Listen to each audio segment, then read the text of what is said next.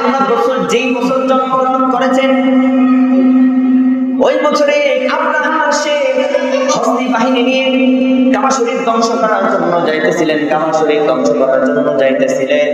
আল্লাহ তাআলা বলেন এই বছর আমি আমার হাবিবকে দুনিয়াতে প্রেরণ করব, এই বছরে তোমরা কাবাকে ভাঙবে, কাবাকে ভাঙার জন্য যাইতেছো, আমি আল্লাহ তোদেরকে ধ্বংস করে দিব।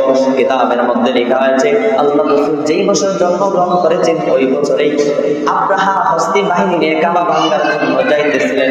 আল্লাহ তাআলা ওই হস্তি বাহিনী সহ আব্রাহাকে এমন ভাবে ধ্বংস করে দিয়েছেন, এমন ভাবে লাঞ্ছিত ভাবে ধ্বংস করছেন। ছোট ছোট পাখির পায়ের মধ্যে ছোট ছোট পাথর দিয়ে পাঠিয়ে দিয়েছে। সেই পাথরগুলো যখন হাতির উপরে মানুষটা বসা, হাতির উপরে মানুষটার উপরে যখন মাথার মধ্যে ছেড়ে দেয়, সেই মানুষের মাথা থেকে মগজ থেকে ভিতরে যা কিছু আছে সবকিছু নিয়ে হাতির পেটের ভিতরে চলে যায়। এই ছোট্ট পাথরটা হাতির পেটের ভিতরে যা কিছু আছে সব কিছু নিয়ে জমিনে পড়ে যায়, এমনকি হস্তি বাহিনী একেবারে নিঃশেষ হয়ে যায়। কেমন দামি নবী পাইছি।